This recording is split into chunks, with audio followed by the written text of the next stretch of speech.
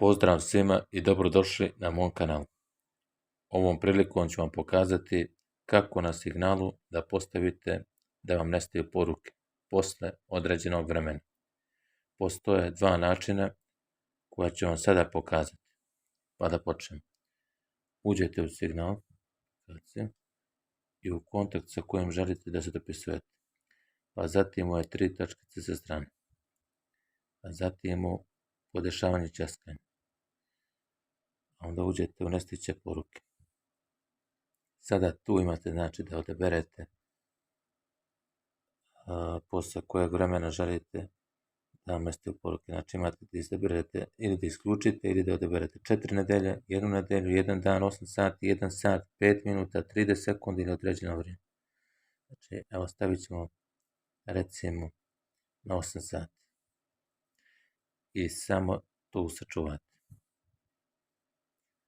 Sada se vratimo u kontakt.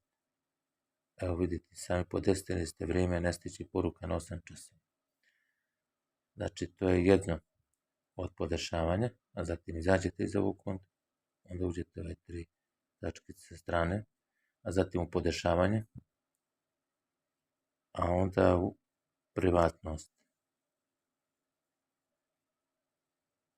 A zatim kliknete ovdje nestiće poruke. Isto imate da odaberete na 4 nedelje, 1 nedelju, 1 dan, 8 sati, 1 sat, 5 minuta, 30 sekundi i određeno vrijeme. Evo možemo staviti na 30 sekundi. I sačuvat ćemo. Tada smo znači postavili timer za nova ćaskanja na 30 sekundi. Evo vidite i sami. Znači ovo bi bio drugi način na koji možete da podesite da vam nestaju poruke. To bi bilo sve u ovom klipu. Zapratite me na ovom kanalu radi još videa koji će biti objavljeni. Pozdrav, do gledanja.